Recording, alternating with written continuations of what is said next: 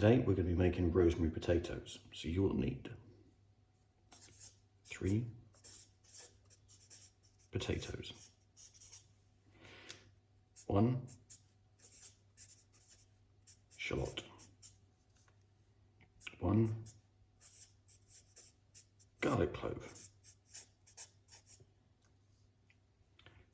3 bacon rashers, some fresh tarragon, and fresh rosemary.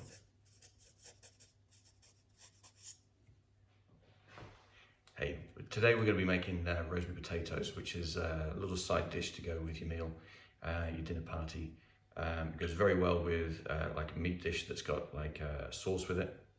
It's a sauteed potato, and it's got like the garlic and bacon and the rosemaries and tarragon as well. So you get some great little side dish, and it's a little bit of a change from the normal roast potatoes that you might want to do. But the first step is we take our potato and we boil them whole for about 10-15 minutes. We're going to get with 3 bits of bacon, and I'm just going to chop the fat off. The reason for doing this is it's basically just that my wife, she much prefers bacon without fat on it. So I'm just going to chop these up into thin slices.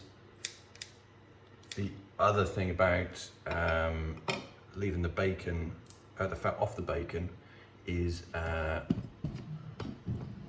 get a lot of attention from my dog when I'm doing this job.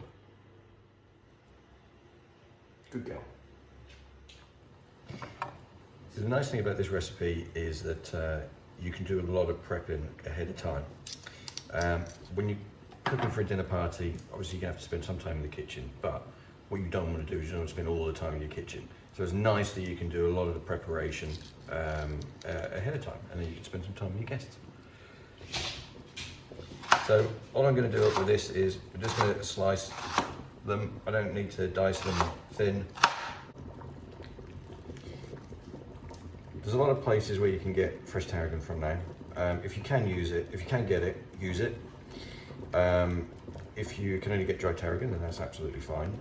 It's just one of the things is that you just get some lovely smells and flavours, and I think part of the dinner party fun is when people just about to sit down to eat and they get all these lovely aromas. And we just dice this up. We don't need to chop it up too fine. Again, if you could get fresh rosemary, it's much better. But if you can only get dry stuff, then that's going to work fine too.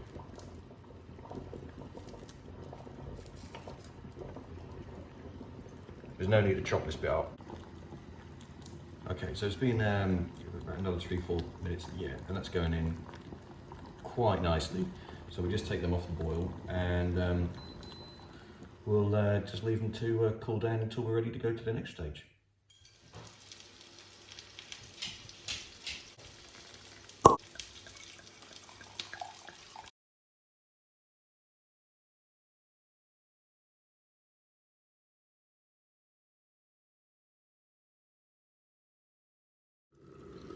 Okay, what we're going to do first before we put the spuds in is we're just going to put our bacon in and just get that frying just a little bit. The reason why I want to put this in first is because personally I get a little bit paranoid about making sure that the bacon's cooked. And we want to make sure that we get this all crispy, but I'm just going to take this out for now, and I'm going to put the potatoes and the onions in, and the rosemary. This is because I'm going to add this back in, and when we add it back in, that's when it's going to start getting crispy. So we're going to lay these, I guess, scallops out into the pan as much as as flat as we can. And get as many in as we can. Now you might have to do this in 2 sittings. But for 2 people, I think this is going to be enough spuds. Now the other thing we want to do is we want to make sure that we've got our onions on here. Now I know they're not going to cook when they're on top, but we're going to turn these over and they'll cook fine,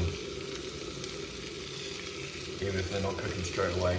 And likewise with the rosemary, we don't want the rosemary to burn.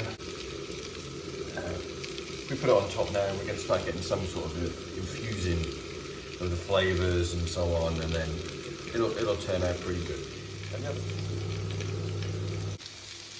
Okay, so they've been on for about 5 minutes. Let's have a flip them over. Oh, look at that. They're looking great.